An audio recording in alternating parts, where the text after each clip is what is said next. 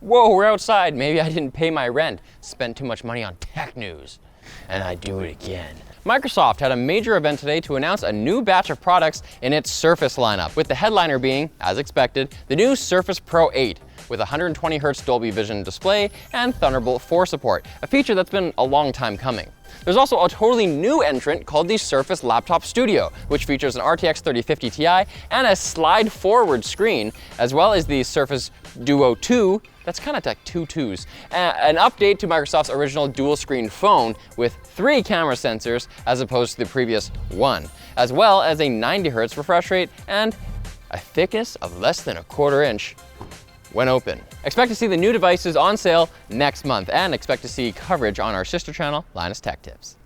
Meanwhile, over in Macland, also known as Jonathan Horseland, take extra care for the time being when opening email attachments. A bug in macOS allows bad guys to run code on your system if you click on a compromised internet shortcut.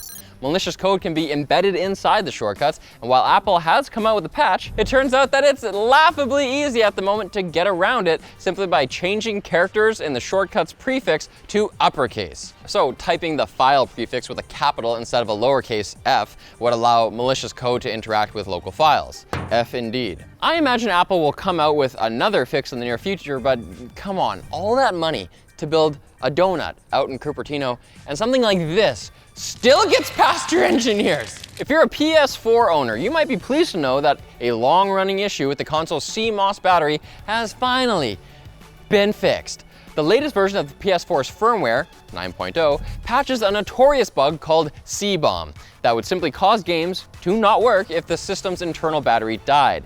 The bug is the result of how the PS4's anti-cheating system works. It's always the anti-cheating system. It relies on the system's clock, which in turn relies on the CMOS battery. Before the fix, games would crash when a player tried to start them up, but now it looks like your games will run indefinitely, even after the PS4 servers inevitably shut down as the console ages. You can tell I've lived this. On to the quick bits after this message from someone far less sexier than I am. Now it's time for Quick Bits, brought to you by Arozzi's new Occhio True Privacy Webcam. It lets you take privacy into your own hands with an included magnetic lens cover and a switch to turn off the actual electrical circuit sending power to the webcam's microphone. Ha! You can't hack what you can't send electrical power to, I think that's the phrase. Meaning that with the Occhio, you can be sure that you're only seen and heard when you want to be. It's also got autofocus, light correction, 1080p 30 video recording, and is available in both ring light and vanilla versions. Sounds tasty.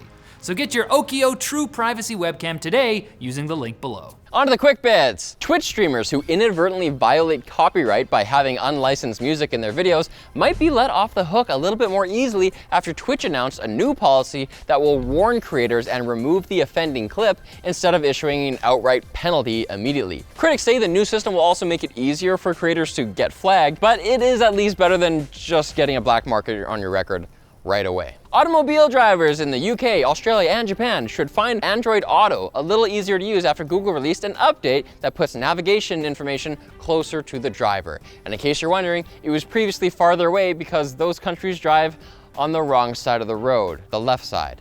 The devil's side. I'm left-handed. 666. Although you might have just gotten used to thinking of Pokemon Unite as a Switch title, it's now available on both Android and iOS. The game is free to start playing as it is on Switch, and the mobile versions will feature cross-platform support with each other and the Switch as well. So I guess it's really living up to the name. No, good news for a change. And there's a new backpack out that'll follow you around. The Gitamini from Piaggio Fast Forward.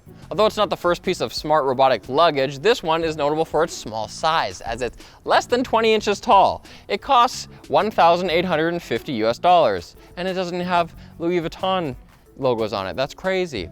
And it can follow you around for about 21 miles on a single charge, so about enough to get you around JFK Airport once. And it looks like Amazon's foray into brick and mortar department stores might also include smart dressing rooms. The idea is to scan QR codes of items you want to try on, and a worker or robot will place those items in a fitting room for you. If you want to try on more clothes, you can tap on recommendations on a screen inside the fitting room and have them brought to you through a privacy door, like Hannibal Lecter's lunch. I'd have to think Amazon isn't dumb enough to put cameras inside the change room, but you know, anything for convenience. We'll just take my data, take my nudes, take them. And take this tip to come back on Friday for more tech news, probably indoors once my check clears. Bye-bye. Love you so much.